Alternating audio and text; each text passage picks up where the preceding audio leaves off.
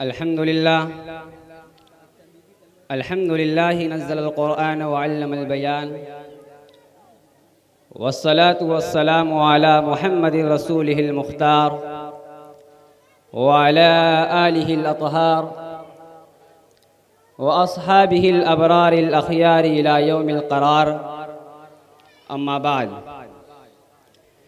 فقال سبحانه وتعالى: إنا نحن نزلنا الذكر وإنا له لحافظون.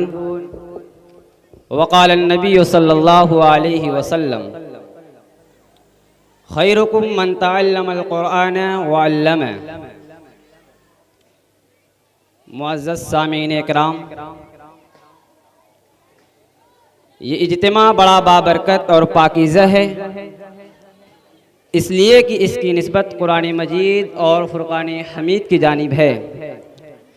اسی مناسبت سے یہ محفل و نور و نکہت سجائی گئی ہے تاکہ ہم اور آپ کلام الہی و کتاب ہدایت اور اس کی عظمت اور قرآن کریم کے حفاظ اکرام اور ان کے متعلقین کی اہمیت و فضیلت پر کچھ باتیں کریں اور سنیں، اور حفظ قرآن کی ضرورت و افادیت کو محسوس کریں۔ میرے پیارے ساتھیوں، اللہ رب العزت نے اپنے بندوں کی ہدایت و سعادت اور کامیابیوں و سربلندی کے لیے 4 بڑی آسمانی کتابیں اپنے بلند پاکیزہ نفوس رسولوں پر نازل فرمائیں۔ لہذا تورات حضرت موسیٰ کلیم اللہ پر، زبور حضرت داؤد خلیفۃ اللہ پر، اور انجیل حضرت عیسیٰ روح اللہ پر، اور قرآن مجید کو جناب محمد رسول اللہ صلی اللہ علیہ وسلم پر ان کے عہد و زمانے کے اعتبار سے نازل فرمائیں۔ مگر تورات، زبور اور انجیل اور قرآن مجید کے درمیان بہت زیادہ فرق ہے۔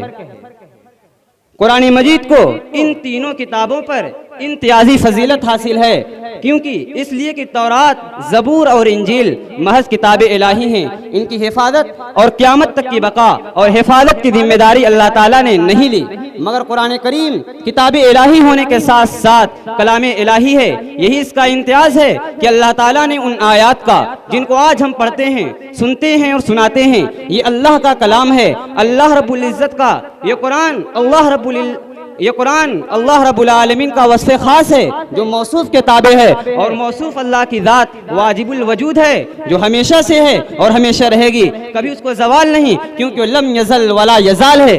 جب موصوف کو زوال نہیں تو اس کا وصف بھی اسی شان و بان اور حالت و کیفیت میں ہمیشہ کے لیے باقی رہنے والا ہے۔ لہذا یہ قرآن مخلوق نہیں بلکہ خالق کائنات کا وصف ابدی ہے، جو نہ مٹے گا نہ زائل ہوگا اور نہ ہی کسی باطل کو اس میں داخل ہونے کا موقع ملے گا۔ اللہ تعالیٰ خود ارشاد فرماتا ہے: لا یأتیہ الباطل من بین یدیہ ولا من خلفہ تنزیل من حکیم حمید۔ معزز سامعین اکرام، یہ ہے ہمارا وہ قانون شریعت، دستور حیات، اصول زندگی اور ضابطۂ معاشرت، جو کسی انسان کا بنایا ہوا نہیں ہے کہ ہر چند سال بعد بدلنا پڑے، بلکہ اللہ کا کلام ہے، اللہ کا بنایا اور نازل کردہ قانون ہے، جو ہر دور اور ہر زمانے اور ہر علاقے کے لوگوں کے لیے نسخہ کیمیا اور سرچشمہ ہدایت ہے، مینار نور اور مشعل راہ ہے۔ اللہ نے ہماری سرفرازی قرآن میں رکھی ہے، اللہ نے ہماری ترقی قرآن میں رکھی ہے، وہی قرآن جو ان معصوم بچوں کے سینوں میں محفوظ کر کے ان کو اپنا خالص الخاص بنا لیا ہے۔ یہ حفاظ کرام اللہ کے دربار میں VIP بندے ہیں۔ قرآن کریم نے ان کو دنیا کے تمام بادشاہوں، امیروں، وزیروں، مالداروں، حاکموں سے بلند و بالا بنا دیا ہے۔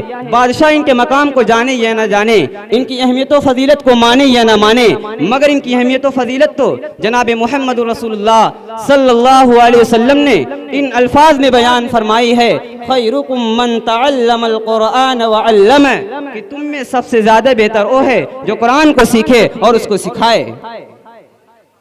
اور عجیب شان ہے قرآن کریم کی کہ اس کو یاد کرنے والے طلبہ اور حفاظ کا آخرت کی اصلی زندگی میں جو اعزاز و اکرام ہوگا وہ تو ہوگا ہی اس کے والدین و اساتذہ اور رشتہ داروں اور تعاون کرنے والوں کا والہانہ خیر مقدم اور عظیم الشان استقبال ہوگا۔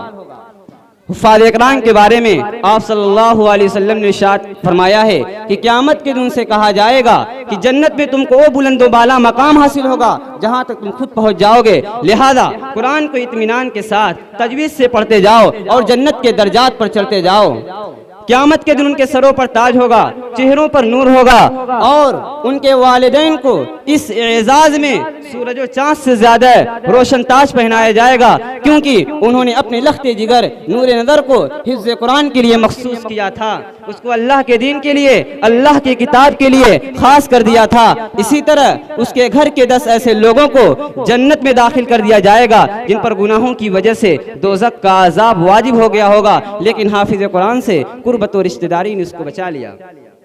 میرے بھائیوں، یہ حفظ قرآن بہت بڑا کام ہے، لہذا یہ مدارس و مکاتب بھی اسی لیے قائم کرائے گئے ہیں تاکہ قرآن و حدیث کو محفوظ کیا جائے۔ یہ سب انا نحن نزلنا الذکر وانا لہ لحافظون کا سسٹم ہے۔ اللہ تعالیٰ سے دعا ہے کہ اللہ تعالیٰ ان بچوں کی حفظ قرآن کو قبول فرمائے اور دنیا آخرت میں اور تمام مسلمانوں کو نفع پہنچائے۔ وآخر دعوانا الحمدللہ رب العالمین۔